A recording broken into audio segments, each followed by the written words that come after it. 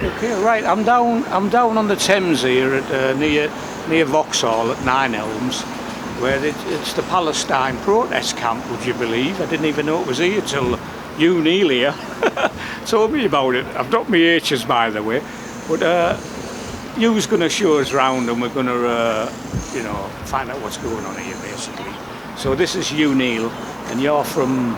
Hi, my name's Hugh Neil. I'm from Margin Art and Media. This is part of our Art and Politics series. Welcome to London, next to the River Thames. And we are in Elms in Vauxhall, right in front of the new American Embassy.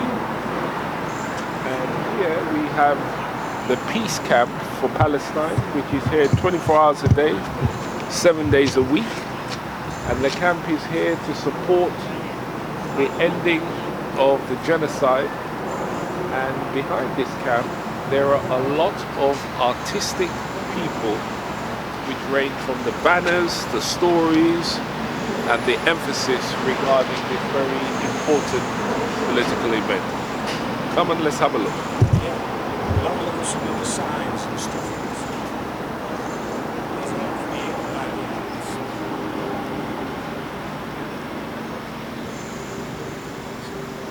This first sign, which is here permanently, lists all the key things that have been happening in Palestine from 1937 right through to the present time, and it's extremely enlightening. A lot of people aren't aware of the things that have been happening.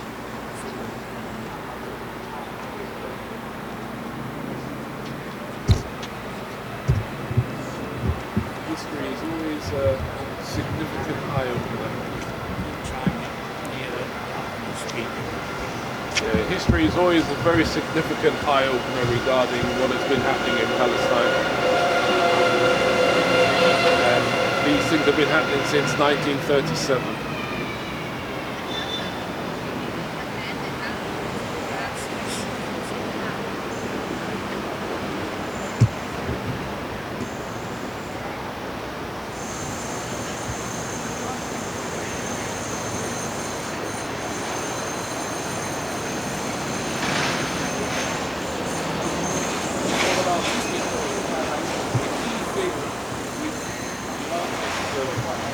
Been very significant are the way that the artists have used very significant pieces of art to express their opinion. This obviously is a reportage of the famous art piece called The Scream, and it's been manipulated with various words at the front to emphasize the situation. So from an artistic point of view, artists have been using very key, significant pieces of art to emphasize what they want to appeal to the public. Another key emphasis is this heart, which is extremely significant, but has also been put in the colors of Palestine. This is another way which the artists have used art to get their message across. And art has always been extremely powerful when it comes to issues of social justice throughout the ages.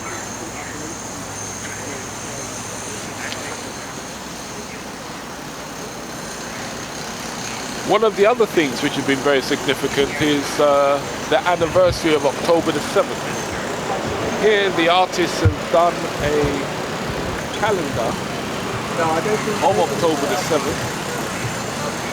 They've done it in very significant colors, and this is to emphasize the significance and the horror of October the 7th, which affected people in the land of Palestine and in the land of Israel. And they've got significant flowers which are there, which are put on the Palestinian flag, which is very, very significant.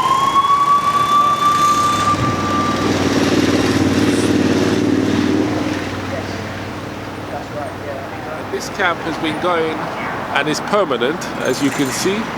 It's always manned by people here 24 hours a day, 7 days a week.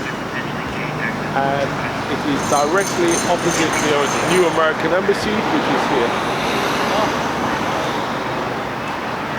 I'm not sure how many people have seen the new American Embassy, but it is a very, very large building.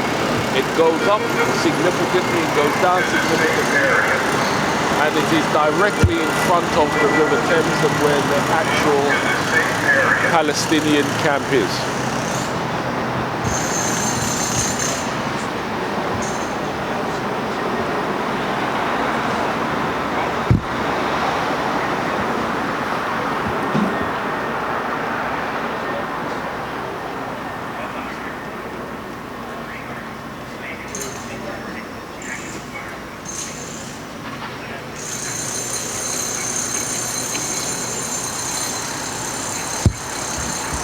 Obviously, it used to be an old water tower of some sort, but it was for. It's got pumps in it now.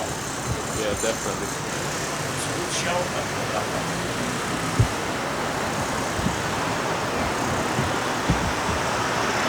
One of the things that's significant about this is the way the artists have used a traditional American theme, which was used in the First and Second World War, and they've manipulated it by putting the words next to it.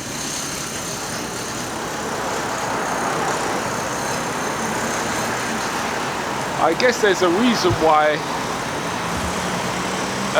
Hitler wanted to destroy all the books and the art, because art seems to be a very powerful tool when it comes to getting across political issues and political debate.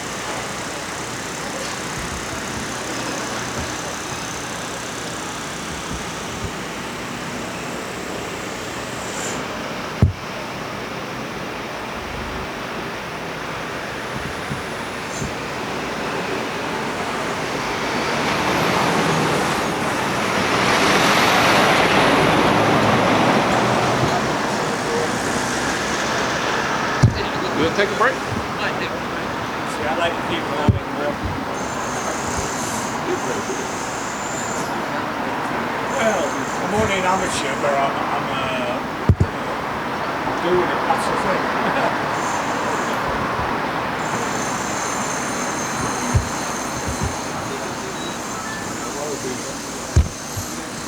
And then we have this here, which is also a reportage which lights up at night, and this is a flower reportage. The significant thing about this reportage is the way the flowers and the petals have been placed in a very significant way.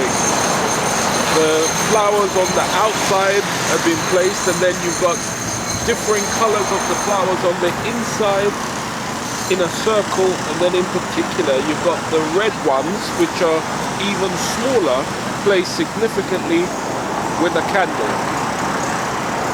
You've got the four lights which light up at night, and at night also the leaves actually reflect the light so that the whole arena lights up significantly. The way the artist has put this together has been extremely effective. So in the day it looks one way, and at night it lights up and looks a different way. It's a very, very subtle way to get an art across, and it was done to reflect the significance of October 7th. Very, very, very good way of doing it.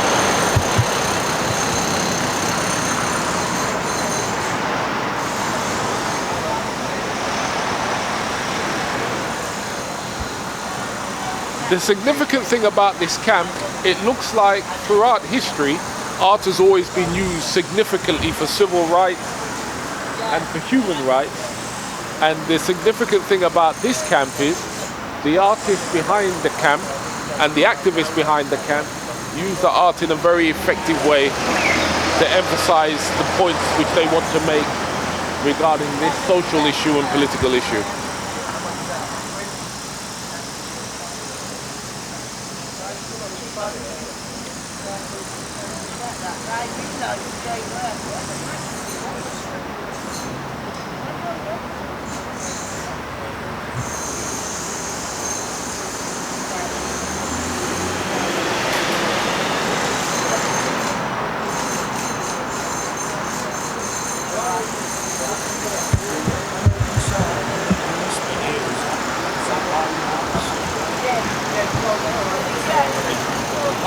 That is just a prototype of the UN Charter for Genocide. It's just quoting Article 3 and Article 4. So that's just a reduction of what Article 3 and Article 4 means. That's not really an artistic approach.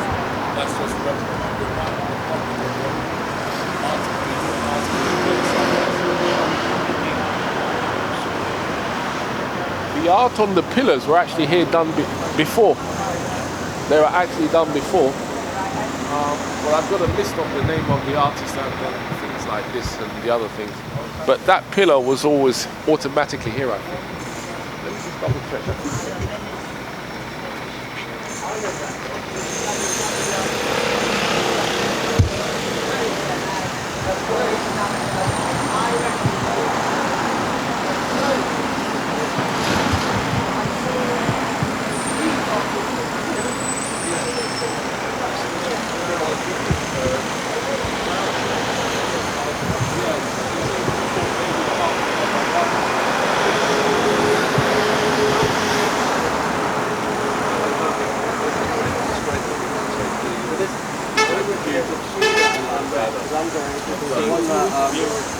Yeah, sure. We're going to do an interview with you. You can say who you are. You can say the amount of social action campaigns you've done over the years. Okay, yeah. And then you can also say... To recall, yeah. I'll just say I've been an activist, climate activist, and then you can say talk about some of the art which you want to put in the next exhibition. Okay, yeah. Yeah? 7 minutes. Okay. Ready? And I'm very pleased to introduce a very significant artist in the field. If you could tell us your name and the campaigns you've been involved in. My name's David McGinty. I've been an activist for the environment and social activist most of my life, really.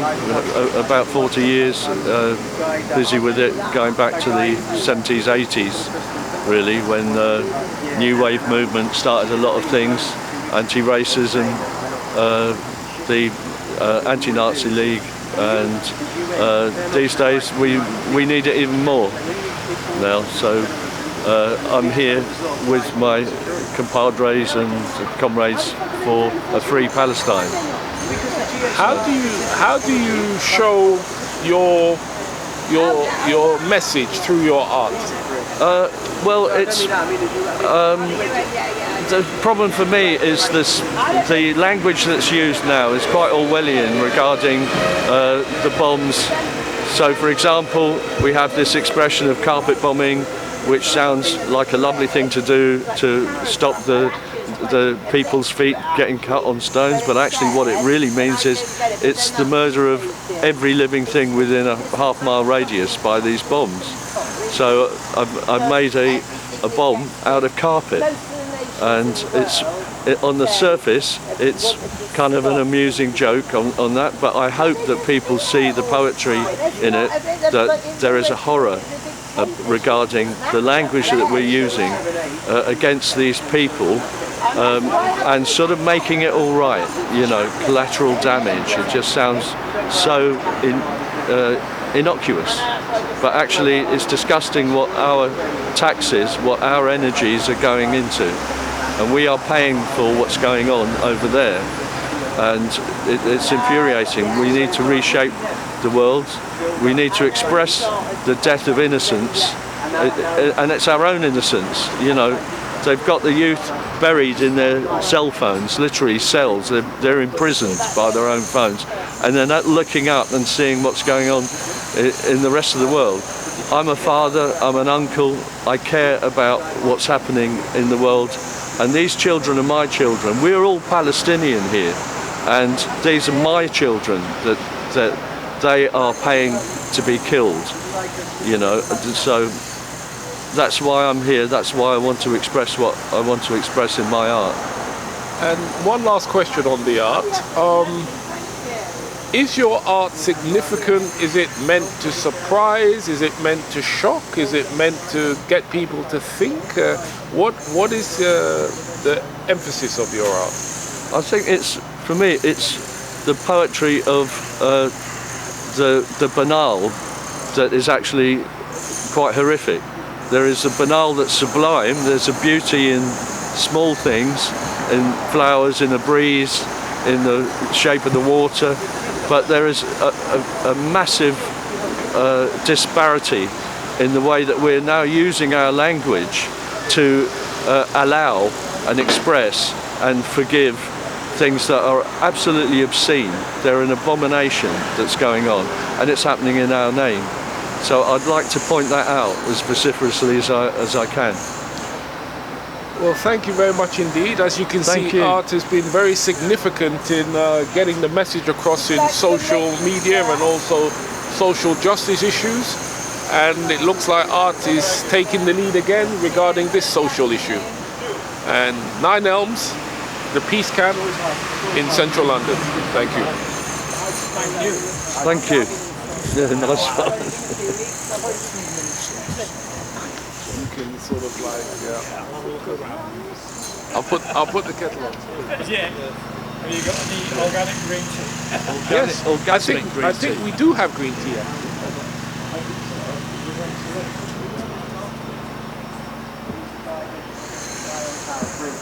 I think one of the photographers, like, he was trying to take his pictures. He was just trying to take pictures. He's got the Catherine here who's come up from Bristol, I trying to believe. tell the police to arrest him. And I went over there and I said, he didn't do that. He didn't do it. And I think the police did know it, but you know, sometimes they just...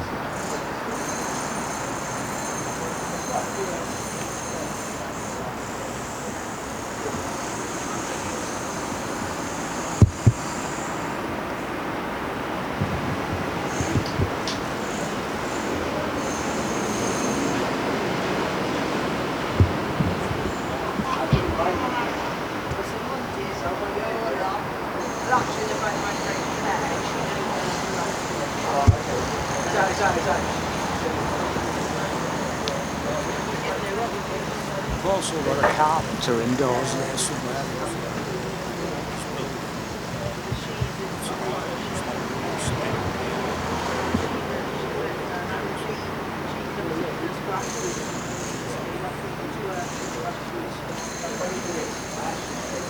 There he is, he's the carpenter. What are you up to?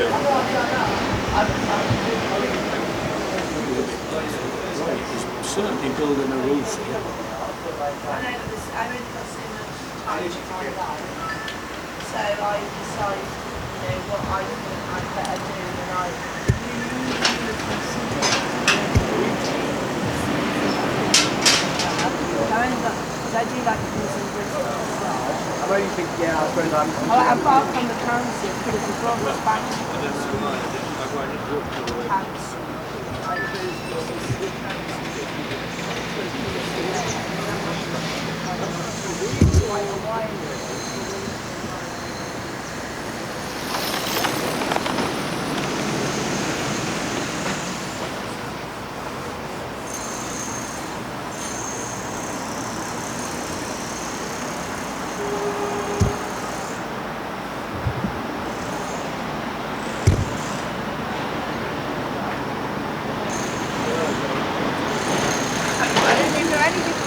as soon as it's like, and I just held me, was like, and I security couldn't get me, and I went downstairs and this was waiting for me. Really? I can, yeah. Are you really going? You're allowed to talk. Not when you're calling the mayor, when I said to her, I don't want